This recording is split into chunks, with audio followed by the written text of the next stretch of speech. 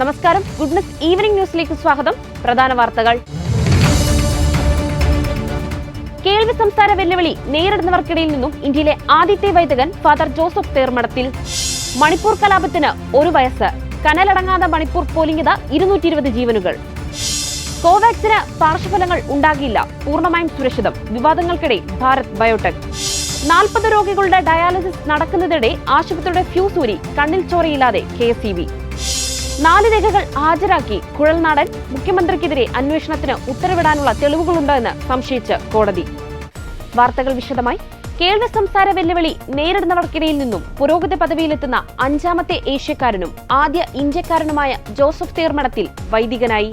തൃശൂർ വ്യാകുലമാത ബസിലിക്കയിൽ നടന്ന ചടങ്ങിൽ arch bishop Mar Andrews താഴത്തിൽ നിന്നും തിരുവട്ടം സ്വീകരിച്ച ശേഷം ഫാദർ ജോസഫ് തേർമഠത്തിൽ ആംഗ്യ ഭാഷയിൽ കുർബാന അർപ്പിച്ചപ്പോൾ ഭാരത കത്തോലിക്ക സഭയിൽ പുതിയ ചരിത്രം പിറന്നു. കോൺഗ്രിഗേഷൻ ഓഫ് ഹോളി ക്രോസ് എന്ന സന്യാസ സമൂഹത്തിലെ അംഗമായ ഫാദർ ജോസഫ് തൃശൂർ കേച്ചേരി തേർമഠത്തിൽ TL തോമസിന്റെയും റോസിയുടെയും ഇളയ മകനാണ്. ജന്മന കേൾവിശേഷിയും സംസാരശേഷിയും ഇല്ലാത്ത ജോസഫ് മുംബൈയിൽ ഡിഗ്രി പഠനത്തിനു ശേഷം 2008 US-ലെത്തുകയും Dominican missionaries of the deaf സന്യാസ സമൂഹത്തിന്റെ സെമിനാരിയിൽ ചേരുകയും ചെയ്തു. 2012 നിത്യവ്രതമെടുത്തു. കേൾവി വെല്ലുവിളി നേരിടുന്നവർക്കിടയിൽ പ്രവർത്തിക്കുന്ന ഹോളി ക്രോസ് സഭയെപ്പറ്റി അറിഞ്ഞതോടെ ഡൊമിനിക്കൻ സഭയിൽ നിന്ന് ഇളവ് വാങ്ങി 2017 ഹോളി ക്രോസിൽ ചേർന്നു. പിന്നീടാണ് ഫാദർ ബിജു മൂലക്കര എന്ന ഹോളി ക്രോസ് വൈദികൻ ഐമനത്ത് സ്ഥാപിച്ച നവധ്വനിയെപ്പറ്റി അറിയുന്നത്. കേൾവി സംസാര വെല്ലുവിളി നേരിടുന്നവർക്കായുള്ള ക്ലാസുകളും പരിശീലനങ്ങളുമാണ് നവധ്വനിയിൽ നടത്തുന്നത്. 2008 പ്രഥമ കുർബാന ആംഗ്യഭാഷയിൽ അർപ്പിച്ചയാളാണ് ഫാദർ ബിജു. നവധ്വനിയിലെത്തി ജോസഫ് പരിശീലനം നേടി. പിന്നീട് പൂനെയിലെ ഹോളിക്രോസ് സെമിനാരിയിൽ വൈദിക പഠനം പൂർത്തിയാക്കി ഡീക്കൻ പട്ടം സ്വീകരിച്ചു. കൊച്ചി പനമ്പള്ളി നഗറിനെ നടുക്കി നടുറോഡിൽ നവജാത ശിശുവിന്റെ മൃതദേഹം കണ്ടെത്തി. സംഭവത്തിൽ 23-കാരി കുറ്റം സമ്മതിച്ചുവെന്ന് പോലീസ്. ജനിച്ച് 3 മണിക്കൂറിനുള്ളിൽ സമീപത്തെ ഫ്ളാറ്റിൽ നിന്നും താമസക്കാരിയായ അമ്മ കുഞ്ഞിനെ നടുറോഡിലേക്ക് എറിയുകയായിരുന്നുവെന്ന് കൊച്ചി സിറ്റി പോലീസ് കമ്മീഷണർ മാധ്യമങ്ങളോട് പറഞ്ഞു. കൊലപാതകമാണോ എന്ന് പോസ്റ്റ്മോർട്ടത്തിന് ശേഷമേ സ്ഥിരീകരിക്കാനാകുമെന്ന് സിറ്റി പോലീസ് കമ്മീഷണർ പറഞ്ഞു. യുവതി ബലാത്സംഗത്തിന് ഇരയായി എന്ന സംശയം അന്വേഷിക്കുന്നുവെന്നും അദ്ദേഹം വ്യക്തമാക്കി. മകൾ ഗർഭിണിയാണെന്ന വിവരം മാതാപിതാക്കൾക്ക് അറിയുമായിരുന്നില്ലെന്നാണ് നിഗമനം. പ്രസവം നടന്നത് ഇന്ന് പുലർച്ചെയായിരുന്നുവെന്നാണ് യുവതി പോലീസിനോട് പറഞ്ഞത്. പ്രസവം നടന്ന് 3 മണിക്കൂറിന് ശേഷം കുഞ്ഞിനെ പുറത്തേക്ക് എറിയുകയായിരുന്നു. പെട്ടെന്നുണ്ടായ പരിഭ്രാന്തിയിലാണ് കുഞ്ഞിനെ പുറത്തേക്ക് എറിഞ്ഞതെന്നാണ് യുവതി പോലീസിന് മൊഴി നൽകിയിരിക്കുന്നത്. ഗർഭിണിയാണെന്ന കാര്യം മാതാപിതാക്കൾക്ക് അറിയില്ലായിരുന്നുവെന്നും യുവതി പോലീസിനോട് പറഞ്ഞു. കുട്ടി ചാപിള്ളയായിരുന്നോ ജീവനുണ്ടായിരുന്നോ എന്ന് പോസ്റ്റ്മോർട്ടത്തിലെ വ്യക്തമാകൂവെന്ന് പോലീസ് അറിയിച്ചു. യുവതിയെ വൈദ്യപരിശോധനയ്ക്കായി എറണാകുളം ജനറൽ ആശുപത്രിയിലെത്തിച്ചു. ചോദ്യം ചെയ്യലിന് ശേഷം യുവതിയുടെ അറസ്റ്റ് രേഖപ്പെടുത്തും. നാമനിർദ്ദേശക പത്രികാ സമർപ്പണത്തിന്റെ സമയം അവസാനിക്കാൻ ഏതാനും മണിക്കൂറുകൾ മാത്രം ശേഷിക്കെ അമേഠിയിലും റായ്ബറേലിയിലും സസ്പെൻസ് അവസാനിപ്പിച്ച് കോൺഗ്രസ്. ദിവസങ്ങൾ നീണ്ട അഭ്യൂഹങ്ങൾക്ക് വിരാമമിട്ട് രാഹുൽ ഗാന്ധിയെ റായ്ബറേലിയിലും കിഷോരിലാൽ ശർമ്മയെ അമേഠിയിലും സ്ഥാനാർത്ഥിയായി പ്രഖ്യാപിച്ചു. 2019 സമാനമായി രാഹുൽ ഇത്തവണയും 2 മണ്ഡലങ്ങളിൽ മത്സരിക്കാൻ പോവുകയാണ്. നിലവിൽ വയനാട്ടിലെ സിറ്റിംഗ് MP ആയ രാഹുൽ ഇത്തവണയും ഇവിടെ നിന്ന് ജനവിധി തേടിയിരുന്നു. 2019 വയനാടിന് പുറമെ അമേഠിയിലായിരുന്നു രാഹുൽ മത്സരിച്ചത്. എന്നാൽ BJPയുടെ സ്മൃതി ഇറാനിയോട് പരാജയപ്പെട്ടു. സ്മൃതി ഇറാനിക്കെതിരെ ഇത്തവണ നെഹ്റു കുടുംബവുമായി ഏറെ അടുപ്പം പുലർത്തുന്ന കിഷോരിലാൽ ശർമ്മയെ ആണ് സ്ഥാനാർത്ഥിയാക്കിയിരിക്കുന്നത്. സോണിയാഗാന്ധിയുടെ സിറ്റിംഗ് സീറ്റായ റായ്ബറേലിയിൽ പ്രിയങ്ക മത്സരിക്കുമെന്നാണ് പ്രതീക്ഷിച്ചിരുന്നതെങ്കിലും രാഹുലിനെയാണ് കോൺഗ്രസ് പ്രഖ്യാപിച്ചിരിക്കുന്നത്. മെയ് 20 പോളിംഗ് നടത്തുന്ന റായ്ബറേലിയിലും അമേഠിയിലും നാമനിർദ്ദേശ പത്രിക സമർപ്പിക്കേണ്ട സമയം ഇന്ന് 3 മണിയോടെ അവസാനിക്കാനിരിക്കെയാണ് കോൺഗ്രസിന്റെ സ്ഥാനാർത്ഥി പ്രഖ്യാപനം. റായ്ബറേലിയിൽ സ്ഥാനാർത്ഥിയായി തിരഞ്ഞെടുത്ത കിഷോരിലാൽ ശർമ്മ നെഹ്റു കുടുംബത്തിന്റെ വിശ്വസ്തനാണ്. അമേഠിയിൽ മുൻ പ്രധാനമന്ത്രി രാജീവ് ഗാന്ധിയുടെയും റായ്ബറേലിയിൽ സോണിയാഗാന്ധിയുടെയും പ്രതിനിധിയായി പ്രവർത്തിച്ചിട്ടുണ്ട് അദ്ദേഹം. രാഹുലിന്റെ ഇരട്ട സ്ഥാനാർത്ഥിത്വത്തിന് പിന്നാലെ വയനാട്ടിലും റായ്ബറേലിയിലും ജയിച്ചാൽ ഏത് മണ്ഡലം ഉപേക്ഷിക്കുമെന്ന രാഷ്ട്രീയ ചർച്ചകളും ഇതിനോടകം ആരംഭിച്ചിട്ടുണ്ട്. റായ്ബറേലിയിലെ സിറ്റിംഗ് MP ആയ സോണിയ രാജ്യസഭയിലേക്ക് പോയതോടെയാണ് ഇവിടെ കോൺഗ്രസിന് പകരക്കാരനെ കണ്ടെത്തേണ്ടി വന്നത്. 2019 സോണിയയോട് പരാജയപ്പെട്ട ദിനേശ് പ്രതാപ് സിംഗിനെ തന്നെയാണ് BJP റായ്ബറേലിയിൽ സ്ഥാനാർത്ഥിയാക്കിയിരിക്കുന്നത്. രാജ്യത്തിന്റെ നൊമ്പരമായ മണിപ്പൂർ കലാപത്തിന് ഇന്ന് 1 വയസ്സ്. 220ഓളം പേർക്ക് ജീവഹാനിയുണ്ടായ കലാപം ഇതുവരെ കെട്ടടങ്ങിയില്ല. കേന്ദ്ര സംസ്ഥാന സർക്കാരുകൾക്ക് കലാപം നിയന്ത്രിക്കാൻ കഴിയാത്ത ഭരണ പരാജയത്തിനാണ് ഒരു വർഷത്തിനിടെ മണിപ്പൂർ സാക്ഷിയായത്. മണിപ്പൂരിൽ പൊട്ടിപ്പുറപ്പെട്ട വംശീയ കലാപത്തിന്റെ കനൽ ഇന്നും അണഞ്ഞിട്ടില്ല. 2023 മെയ് 3 ആരംഭിച്ച കുക്കി മെയ്തേയ് സംഘടനകളുടെ സംഘർഷത്തിൽ 220 പേരാണ് കൊല്ലപ്പെട്ടത്. ആയിരക്കണക്കിന് പേർക്ക് പരിക്കേറ്റു. പതിനായിരങ്ങളാണ് വാസസ്ഥലവും നഷ്ടപ്പെട്ട് പലായനം ചെയ്തത്. ഇന്നും സംസ്ഥാനത്തെ സ്ഥിതിഗതികൾ പൂർണ്ണമായും നിയന്ത്രണ വിധേയമായിട്ടില്ല. മെയ്തേയ് വിഭാഗക്കാരെ പട്ടികവർഗ പദവിയിൽ ഉൾപ്പെടുത്താനുള്ള മണിപ്പൂർ ഹൈക്കോടതിയുടെ ഉത്തരവിനെതിരെ കുക്കി വിഭാഗക്കാർ നടത്തിയ പ്രതിഷേധം സംഘർഷത്തിൽ കലാശിച്ചതാണ് കലാപത്തിന് തുടക്കം. പിന്നെ രാജ്യം സാക്ഷിയായത് ഏറ്റവും ദൈർഘ്യമേറിയ കലാപത്തിന്റെ നാളുകളാണ്. 2000-ഓളം പേർക്കാണ് പരിക്കേറ്റത്. സ്ത്രീകൾ കൂട്ടബലാത്സംഗത്തിന് ഇരകളായി. 1000-ഓളം വീടുകൾ കത്തിനശിച്ചു. ക്രൈസ്തവ ദേവാലയങ്ങൾ അഗ്നിക്കിരയാക്കപ്പെട്ടു. സ്ത്രീകളും പിഞ്ചുകുഞ്ഞുങ്ങളുമായി അഭയാർത്ഥി ക്യാമ്പുകൾ നിറഞ്ഞു. ചുരാചന്ദ്പൂരിൽ ജനക്കൂട്ടം 2 ആദിവാസി സ്ത്രീകളെ നഗ്നരാക്കി നടത്തുന്ന വീഡിയോ വൈറലാകുകയും ഇന്ത്യയിലുടനീളം രോഷം ആളിക്കത്തുകയും ചെയ്തു. രാജ്യത്തുടനീളം പ്രതിഷേധക്കാർ അലയടിച്ചു. മെയ്തേയ് വിഭാഗത്തെ മുഖ്യമന്ത്രി ബീരൻ സിംഗ് പരസ്യമായി പിന്തുണച്ചത് കലാപത്തിന്റെ ആക്കം കൂട്ടിയിരുന്നു. കലാപത്തിന് കാരണമായ വിധിയിൽ മണിപ്പൂർ ഹൈക്കോടതി ഭേദഗതി വരുത്തിയെങ്കിലും അപ്പോഴേക്കും 2 വിഭാഗങ്ങളാൽ സംസ്ഥാനം വിഭജിക്കപ്പെട്ടിരുന്നു. മെയ്തേയ്കൾക്ക് സ്വാധീനമുള്ള മേഖലകളിൽ കുക്കികൾക്കും, കുക്കികൾക്ക് സ്വാധീനമുള്ള മേഖലകളിൽ മെയ്തേയ്കൾക്കും പ്രവേശനം നിഷേധിച്ചു. 41% വരുന്ന ക്രിസ്ത്യൻ ജനസംഖ്യയുള്ള മണിപ്പൂരിൽ, സമാധാനം നിറഞ്ഞ വടക്കുകിഴക്കൻ സംസ്ഥാനമായ മണിപ്പൂരിൽ ക്രിസ്ത്യൻ ജനങ്ങൾക്കെതിരെ വളരെ ആശങ്കാജനകമായ കാര്യങ്ങളാണ് അരങ്ങേറിയത്. ക്രിസ്ത്യൻ പള്ളികളടക്കം ക്രൈസ്തവരുടെ വീടുകളടക്കം അഗ്നിക്കിരയാക്കപ്പെട്ടു. മണിപ്പൂരിൽ 48 മണിക്കൂറിനുള്ളിൽ 300-ഓളം ക്രിസ്ത്യൻ പള്ളികൾ കത്തിച്ചപ്പോഴും പ്രധാനമന്ത്രി മൗനം തുടർന്നിരുന്നു. ഗോത്രവർഗക്കാരല്ലാത്ത മെയ്തേയ് സമുദായത്തെ പട്ടികവർഗത്തിൽ ഉൾപ്പെടുത്തിയതിന് എതിരെയായിരുന്നു പ്രതിഷേധം. ആയിരക്കണക്കിന് പ്രക്ഷോഭകർ പങ്കെടുത്ത റാലിയിൽ ഗോത്രവർഗക്കാരും ആദിവാസികളല്ലാത്തവരും തമ്മിലാണ് സംഘർഷമുണ്ടായത്. ഇതിനു പിന്നാലെ ക്രിസ്ത്യൻ ദേവാലയങ്ങളും വീടുകളും തിരഞ്ഞുപിടിച്ചാണ് വ്യാപക ആക്രമണം നടത്തിയത്. KSRTC ബസ് നടുറോഡിൽ തടഞ്ഞിട്ട് ഔദ്യോഗിക കൃത്യനിർവഹണം തടസ്സപ്പെടുത്തി അപമാനിച്ചവർക്കെതിരെയും പരാതി നൽകിയിട്ടും കേസെടുക്കാത്ത കൺട്രോൾമെന്റ് SHOയ്ക്കെതിരെ ബസ് ഡ്രൈവർ നൽകിയ പരാതിയിൽ മനുഷ്യാവകാശ കമ്മീഷൻ അന്വേഷണത്തിന് ഉത്തരവിട്ടു. തിരുവനന്തപുരം സിറ്റി പോലീസ് കമ്മീഷണറും KSRTC മാനേജിംഗ് ഡയറക്ടർ അന്വേഷണം നടത്തി ഒരാഴ്ചയ്ക്കകം റിപ്പോർട്ട് സമർപ്പിക്കണമെന്ന് കമ്മീഷൻ ആക്ടിംഗ് ചെയർപേഴ്സണും ജുഡീഷ്യൽ അംഗവുമായ K. ബൈജുദാദ് ഉത്തരവിൽ വ്യക്തമാക്കുന്നു. മെയ് 9 തിരുവനന്തപുരത്ത് കമ്മീഷൻ ഓഫീസിൽ നടക്കുന്ന സിറ്റിംഗിൽ കേസ് പരിഗണിക്കും. മേയർ ആര്യ രാജേന്ദ്രൻ, സച്ചിൻ ദേവ് MLA, അരവിന്ദ് കണ്ടാലറിയാവുന്ന 2 പേർ എന്നിവർക്കെതിരെയാണ് പരാതി. ഏപ്രിൽ 27 KSRTC ബസിന്റെ യാത്ര തടസ്സപ്പെടുത്തിയെന്ന് പരാതിയിൽ പറയുന്നു. തന്നെ അസഭ്യം വിളിക്കുകയും യാത്രക്കാരെ ബസ്സിൽ നിന്നും ഇറക്കിവിടാൻ ശ്രമിക്കുകയും ചെയ്തു.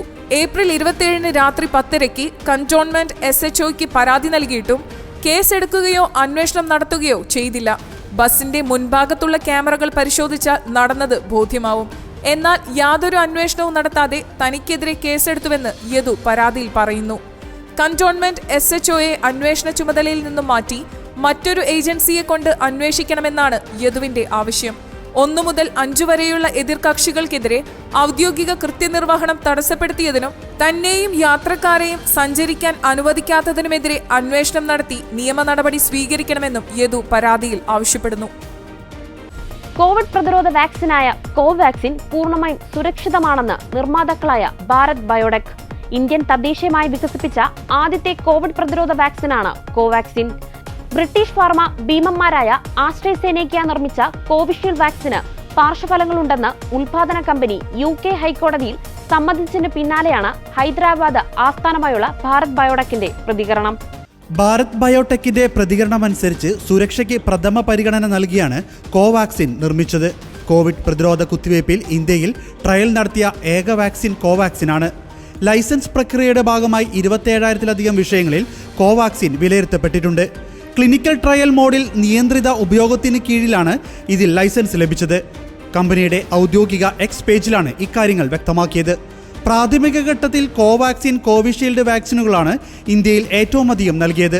കോവിഷീൽഡ് വാക്സിൻ എടുക്കുന്നവരിൽ അപൂർവമായി രക്തം കട്ടപിടിക്കുന്നതുൾപ്പെടെ ഗുരുതര പാർശ്വഫലങ്ങൾ ഉണ്ടാകാമെന്നാണ് ആസ്ട്രാസെനക്ക UK ഹൈക്കോടതിയിൽ വ്യക്തമാക്കിയത്.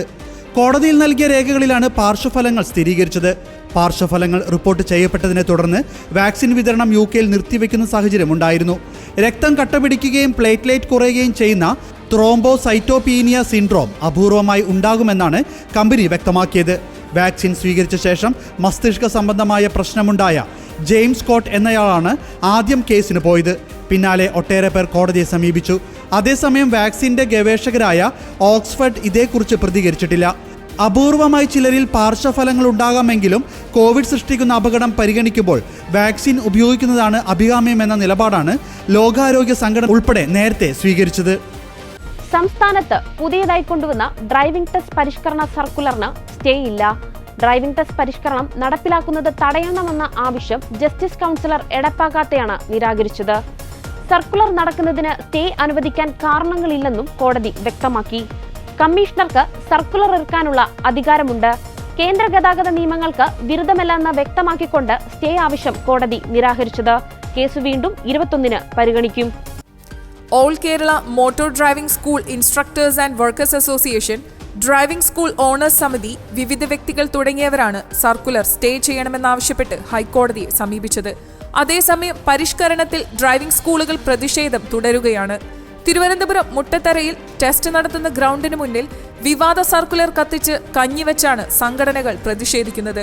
ടെസ്റ്റ് ബഹിഷ്കരണം തുടരുമെന്ന ഉറച്ച നിലപാടിലാണ് ഡ്രൈവിംഗ് സ്കൂൾ ഉടമകൾ. എന്നാൽ പരിഷ്കരണവുമായി മുന്നോട്ടു പോകാനാണ് ഗതാഗത മന്ത്രി KB ഗണേഷ് കുമാർ മോട്ടോർ വാഹന വകുപ്പ് ഉദ്യോഗസ്ഥർക്ക് നൽകിയിരിക്കുന്ന നിർദ്ദേശം. സ്കൂൾ ഉടമകൾക്ക് ബുദ്ധിമുട്ടുണ്ടാക്കിയിരുന്ന ചില നിർദ്ദേശങ്ങൾ പിൻവലിച്ചുവെന്നും അതിനാൽ സമരം അനാവശ്യമാണെന്നുമാണ് മന്ത്രിയുടെ നിലപാട്. 40ഓളം രോഗികൾക്ക് ഡയാലിസിസ് ചെയ്തുകൊണ്ടിരിക്കുന്നതിനിടെ വൈദ്യുതി വകുപ്പ് ഡയാലിസിസ് കേന്ദ്രത്തിന്റെ ഫ്യൂസ് ഊരി. വ്യാപകമായ പ്രതിഷേധം ഉയർന്നതിനെ തുടർന്നാണ് 2 മണിക്കൂറിന് ശേഷം ഉദ്യോഗസ്ഥരെത്തി വൈദ്യുതി കണക്ഷൻ പുനഃസ്ഥാപിച്ചു. യാക്കോബിയ സുറിയാനി സഭയുടെ കീഴിലുള്ള അല്ലപ്ര കൊയിനോണിയ ആശുപത്രിയിലെ സൗജന്യ ഡയാലിസിസ് കേന്ദ്രത്തിലാണ് സംഭവം. രോഗികൾക്ക് സൗജന്യ നിരക്കിൽ ഡയാലിസിസ് നടത്തുന്നതിനിടെ വ്യാഴാഴ്ച രാവിലെ 8:30ഓടെയാണ് KSEB ലൈൻമാനെത്തി ഫ്യൂസ് ഊരിയത്. ഇൻവെർട്ടർ സംവിധാനം ഉപയോഗിച്ച് കുറച്ചു സമയം കൂടി മാത്രമേ ഡയാലിസിസ് തുടരാൻ കഴിഞ്ഞുള്ളൂ. സെന്ററിലെ ജനറേറ്റർ തകരാറിലായിരുന്നു. കൊയിനോണിയ അധികൃതരും രോഗികളുടെ ബന്ധുക്കളും വെങ്ങോല KSEB ഓഫീസിൽ ബന്ധപ്പെട്ടെങ്കിലും ബിൽ തുക അടയ്ക്കാതെ വൈദ്യുതി പുനഃസ്ഥാപിപ്പിക്കാൻ കഴിയില്ലെന്നായിരുന്നു KSEB ഉദ്യോഗസ്ഥരുടെ നിലപാട്.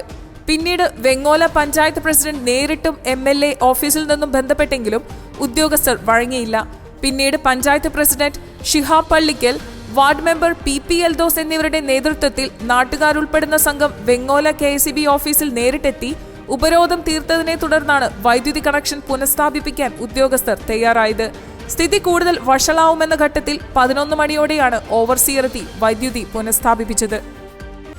ഇസ്രയേലുമായുള്ള എല്ലാ വ്യാപാര ബന്ധങ്ങളും നിർത്തിവെച്ച് തുർക്കി. ഗാസയിലെ മനുഷ്യത്വത്തിനെതിരായ പ്രവർത്തനങ്ങളുടെ പേരിലാണ് തുർക്കിയുടെ നടപടി. ഗാസയിൽ പട്ടിണി മൂലം വലയുന്നവർക്ക് ഭക്ഷണവും മരുന്നും അടങ്ങിയ സഹായം എത്തിക്കുന്നത് തടയുന്നതടക്കമുള്ള ഇസ്രയേൽ നടപടിയാണ് തുർക്കിയെ കടുത്ത നിലപാടിലേക്ക് നയിച്ചതെന്ന് അന്തർദേശീയ മാധ്യമങ്ങൾ വ്യക്തമാക്കുന്നത്. ഗാസയിലേക്കുള്ള സഹായം എത്തിക്കുന്നതിൽ തടസ്സം നീക്കാത്ത അത്രയും കാലത്തേക്കാണ് ഇസ്രയേലുമായുള്ള വ്യാപാര ബന്ധം തുർക്കി നിർത്തിവച്ചിട്ടുള്ളത്. $7 ബില്യൺ വ്യാപാരമാണ് കഴിഞ്ഞ വർഷം ഇരു രാജ്യങ്ങളും തമ്മിലുണ്ടായിരുന്നത്. എന്നാൽ തുർക്കി പ്രസിഡന്റ് ഏകാധിപതിയെ പോലെ പെരുമാറുന്നുവെന്നാണ് നടപടിയെ ഇസ്രയേലിന്റെ വിദേശകാര്യമന്ത്രി വിശേഷിപ്പിച്ചത്. തുർക്കിയിലെ ജനങ്ങളുടെയും വ്യാപാരികളുടെയും താൽപ്പര്യങ്ങളെ മുൻനിർത്തിയല്ല തുർക്കി പ്രസിഡന്റ് എർദോഗന്റെ നിലപാടെന്നും രാജ്യാന്തര ധാരണകളെ അവഗണിക്കുന്നതാണ് എർദോഗന്റെ നിലപാടെന്നും ഇസ്രയേൽ വിദേശകാര്യമന്ത്രി വിശദമാക്കുന്നത്. തുർക്കി അല്ലാതെ വ്യാപാര ബന്ധത്തിനായി മറ്റ് ബദൽ മാർഗങ്ങൾ കണ്ടെത്താൻ നിർദ്ദേശം നൽകിയിരിക്കുകയാണ് ഇസ്രായേൽ. ഇതിനിടെ എല്ലാവിധ വ്യാപാരങ്ങളുമാണ് നിർത്തിവെച്ചതെന്ന് തുർക്കി പുറത്തിറക്കിയ പ്രസ്താവനയിൽ വിശദമാക്കുന്നു. ഗാസയിലേക്കുള്ള മാനുഷിക സഹായങ്ങൾക്ക് വിലക്ക് വരാതിരിക്കാനാണ് തുർക്കി ശക്തമായ നിലപാട് സ്വീകരിക്കുന്നതെന്നും ഗാസയിലെ ജനങ്ങൾക്ക് സഹായം നിലക്കാതിരിക്കാൻ നിലപാട് സഹായിക്കുമെന്നാണ് വിലയിരുത്തുന്നതെന്നുമാണ് തുർക്കി വിശദമാക്കുന്നത്. 1949 ഇസ്രയേലിന് അംഗീകരിച്ച ആദ്യ മുസ്ലിം ഭൂരിപക്ഷ രാജ്യങ്ങളിൽ ഒന്നായിരുന്നു തുർക്കി. എന്നാൽ അടുത്ത കാലത്ത് ഇവർ തമ്മിലുള്ള ബന്ധത്തിൽ ഉലച്ചിൽ സംഭവിച്ചിരുന്നു. 2010 ഇസ്രായേലുമായുള്ള നയതന്ത്ര ബന്ധങ്ങൾ തുർക്കി ഉപേക്ഷിച്ചിരുന്നു. ഏറെ ചർച്ചകൾക്ക് ശേഷം 2016 നയതന്ത്ര ബന്ധം പുനഃസ്ഥാപിച്ചത്. മാസപ്പടി കേസിൽ മുഖ്യമന്ത്രിക്കും മകൾക്കുമെതിരെ വിജിലൻസ് അന്വേഷണം ആവശ്യപ്പെട്ടുള്ള ഹർജിയിൽ വിധി പറയുന്നത് മെയ് 6 മാറ്റി. കേസ് പരിഗണിക്കുന്നത് തിരുവനന്തപുരം വിജിലൻസ് കോടതിയിൽ പരാതിക്കാരനായ മാത്യു കുഴൽനാടൻ MLA 4 രേഖകൾ ഇന്ന് പുതിയതായി ഹാജരാക്കി. കേസിൽ വീണ്ടും വാദം കേൾക്കണമെന്ന് ആവശ്യപ്പെട്ടു.